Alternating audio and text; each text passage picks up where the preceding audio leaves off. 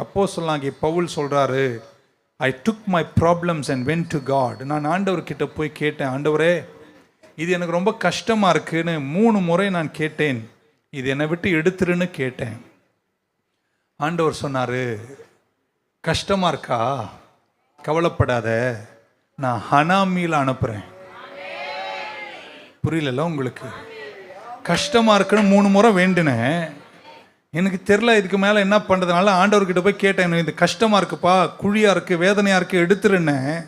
அவர் ஒன்று தான் சொன்னார், உன் கஷ்டத்தில் நான் உனக்கு ஹனாமியிலே அனத்தோத்தின் சொத்து அனுப்புகிறேன்ட்டார். என்கிட்ட கேட்குறீங்களா, அங்கே எழுதியிருக்கு, என்ன எழுதியிருக்கு, என் கிருபை உனக்கு போதுன்ட்டார். அப்படின்னா உன் குழியில் இருக்கும்போது, வேதனை இருக்கும்போது நீங்கள் ஒன்று புரிஞ்சுக்கணும், கர்த்தருடைய கிருபை அங்கே வந்து உனக்காக நிற்கும். எத்தனை பேர் நம்புறீங்க? அது சீக்கிரத்தில் இந்த உபத்திரவத்தை தாண்டி